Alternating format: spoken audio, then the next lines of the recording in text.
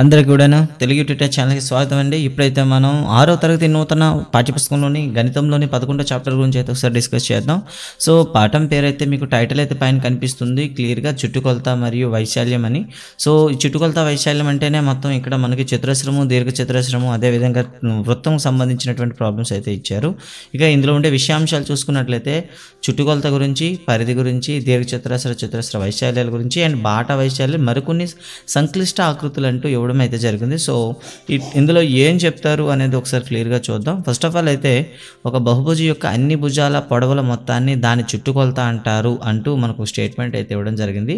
అంటే ఏదైనా ఒక బహుభుజి తీసుకున్నాం అనుకోండి, చుట్టూ ఉండే అన్ని భుజాల పొడవులు మనం కొలవాలన్నమాట. అంటే వాటి మొత్తాన్ని చేయాలన్నమాట.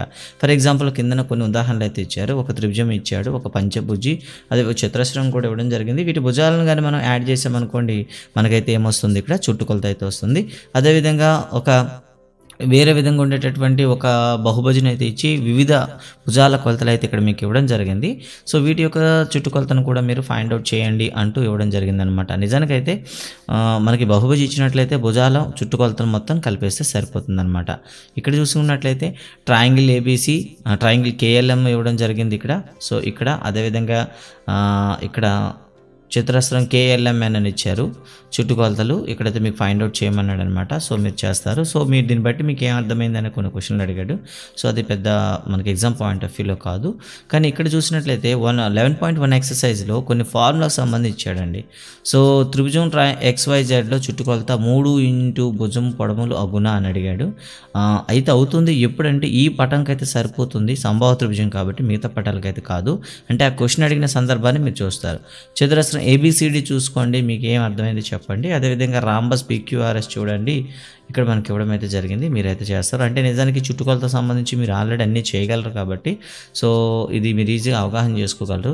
దీర్ఘ చతురస్రాకార మైదానం కొలతలు అయితే ఇచ్చాడండి. 50x30 అట, మరియు 60x40 వాటి చుట్టుకొలతలు కనుగొని వాటి చుట్టుకొలతలు 2 పొడవు ప్లస్ 2 వెడల్పు అగునో కాదో సరి చూడండి. ఎందుకంటే దీర్ఘ చతురస్రం వేసాం అనుకోండి, 2 పొడవులు ఈక్వల్గా ఉంటాయి, అదేవిధంగా 2 వెడల్పు ఈక్వల్గా ఉంటాయి కాబట్టి ఇది సరి అగున అని చెప్తాను అనమాట.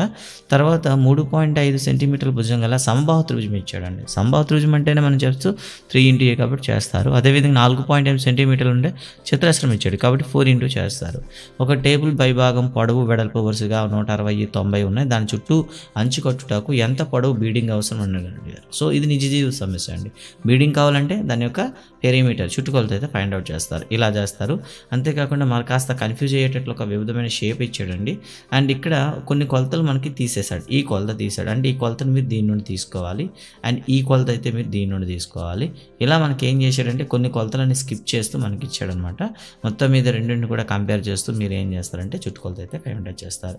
ఇక వృత్త పరిధి గురించి ఒక వినూత్నమైనటువంటి ఇక్కడ ఎక్స్ప్లెనేషన్ ఇచ్చాడండి. ఒక రింగ్ తీసుకోమన్నాడు, పైన కిందన స్ట్రా అనేది ప్యారలల్గా ఉండేటట్లు పెట్టి ఆ 2 ప్యారలల్ లైన్ మధ్యన ఉండేటటువంటి డిస్టెన్స్ కట్టమన్నాడండి. సో ఇలా మీరు డిస్టెన్స్ కట్టిన తర్వాత ఇలా ప్రతిసారి ఇక్కడ తీసుకున్న చూడండి, పెద్దది చిన్నది ఇంకో చిన్నది ఉంది కదా, వీటన్నింటి కూడా ఇలాగే చేయాలి.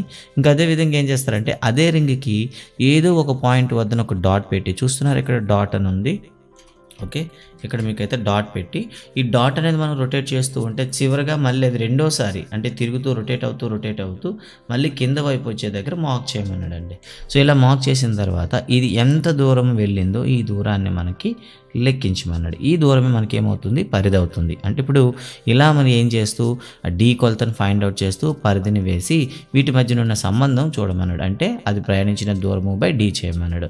మీరు చూస్తే ప్రతి పటంలో కూడా మనకి 22/7 అనే వాల్యూ అయితే వస్తుందన్నమాట. దీన్నే మనం ఏమని పిలుస్తాం, పై అంటాం అనమాట.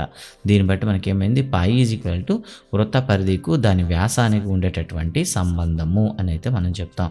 ఈ విధంగా మనకి వృత్త పరిధికి సూత్రం ఏంటంటే దాన్ని మనకి L కావాలి కదా, L ఈజ్ ఈక్వల్ టు ఏమవుతుంది, πd అవుతుంది అనమాట. ఒకవేళ వ్యాసార్థం ఇస్తే 2πr అవుతుందన్నమాట. ఈ రెండు గుర్తుంచుకోవాలి. అండ్ వీటిపైన కొన్ని సమస్యలు కూడా ఇచ్చాడు. చాలామంది కన్ఫ్యూజ్ అవుతుంటారు సర్కిల్కి ఇచ్చేసరికి. సో 2πr అన్నా అండ్ πd అన్న ఒకటేనండి, ఓకేనా. D అంటే వ్యాసం ఇచ్చేటప్పుడు, వ్యాసార్థం ఇచ్చేటప్పుడు R. ఎందుకు ఇలా చెప్తున్నానంటే ఇక్కడ మీకు కొన్ని క్వశ్చన్లు ఇచ్చాడు. ఒక వృత్త వ్యాసార్థాన్ని రెట్టింపు చేస్తే దాని పరిధిలో మార్పు ఏమిటి.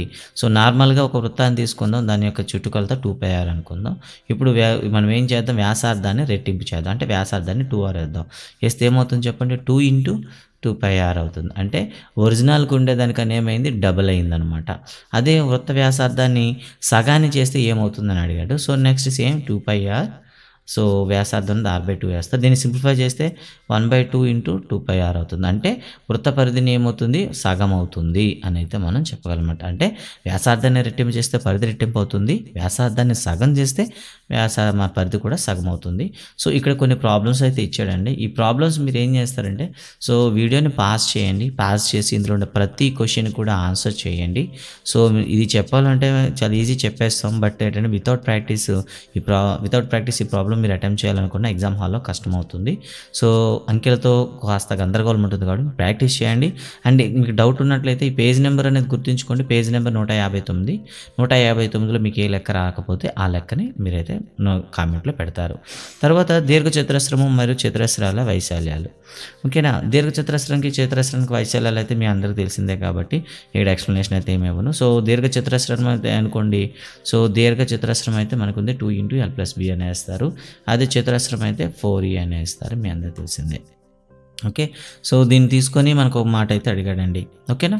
సో అంతేకాకుండా తర్వాత ఏం చేశాడంటే చుట్టుకొలతలు ఇచ్చిన తర్వాత మనమైతే ఈ విధంగా చేస్తాం. సో వైశాల్యాలకు వచ్చేసరికి ఏ విధంగా చేస్తాం, వైశాల్యం అనేసరికి ఏమవుతుంది పొడవు ఇంటూ వెడల్పు చేయాలి, అదే చతురస్రం అయితే a² అయితే చేయాలి. మరి వీటిపైన కూడా కొన్ని సమస్యలు అయితే మనకి ఇక్కడ వైశాల్యాలకు సంబంధించి ఇవ్వడం అయితే జరిగింది, ఒకసారి అయితే చూస్తారు. ఓకేనండి. సో ఈ వైశాల్యాలకు ఏ విధంగా ఫైండ్ అవుట్ చేయాలి, చుట్టుకొలతలు ఏ విధంగా ఫైండ్ అవుట్ చేయాలని చెప్తూ మీ ప్రగతిని సరి చూసుకుని, ఇంతకు ముందైతే థింక్ దిస్ అని ఉండేది, ఆలోచించుకో అని ఉండేది, ఇప్పుడైతే నీ ప్రగతిని సరి చూసుకొని టైటిల్ అయితే మార్చారు అంతేని. చతురస్ర వైశాల్యం ఎంత, సో 16 × 16 చేస్తారు. అదే దీర్ఘచతురస్ర పొడవు వెడల్పు ఇచ్చినట్టే వైశాల్యం ఎంత 16 × 12 అంటారు. ఇలా డైరెక్ట్గా మీరైతే చేస్తారు. ఆలోచించండి అంటూ మరికొన్ని ప్రశ్నలు అయితే ఇచ్చారు. సో మీరైతే ఇప్పుడు ఏం చేస్తారంటే వీడియోని పాస్ చేసి సో మొత్తం అయితే కనుక్కుంటారు అనుకుంటాను. ఇక తర్వాత దీనిపైన డైరెక్ట్గా మనకి ఏమి ఇచ్చాడంటే ఇక ఎక్సర్సైజ్లో కొన్ని ప్రాబ్లమ్స్ అయితే ఇవ్వడం జరిగింది పిల్లలకి ఎగ్జామ్ పాయింట్ ఆఫ్ వ్యూలో. అండ్ ఇందులో కీ పాయింట్స్ చూసుకున్నట్లయితే బహుభుజ భుజాల పొడవుల మొత్తమే దాని చుట్టుకొలత, సంభావ్య త్రిభుజం చుట్టుకొలత 3 × భుజము పొడవు, దీర్ఘచతురస్రం చుట్టుకొలత అయితే 2 × పొడవు ప్లస్ 2 × వెడల్పు. సో దీన్ని సింపుల్గా 2 × O + V అని కూడా మనం చేయొచ్చు. చతురస్రం చుట్టుకొలత 4 × భుజము, వృత్త పరిధి 2πr, దీర్ఘచతురస్ర వైశాల్యం పొడవు ఇంటూ వెడల్పు, చతురస్ర వైశాల్యం భుజము ఇంటూ భుజము. సో ఈ విధంగా అయితే మనకి ఈ యూనిట్లో అయితే ఇవ్వడం జరిగింది. సో గైస్ మీకు ఎవరైనా ఫస్ట్ టైం చూసుకుంటే సబ్స్క్రైబ్ చేసుకొని మా ఎగ్జామ్స్ కావాలంటే కింద టెలిగ్రామ్ లింక్ అయితే ఉంటుంది. సో కింద టెలిగ్రామ్ లింక్లో జాయిన్ అయ్యి మా అప్డేట్స్ ఎప్పటికప్పుడు పొందుతారని ఆశిస్తున్నాను. Thank you very much. Bye.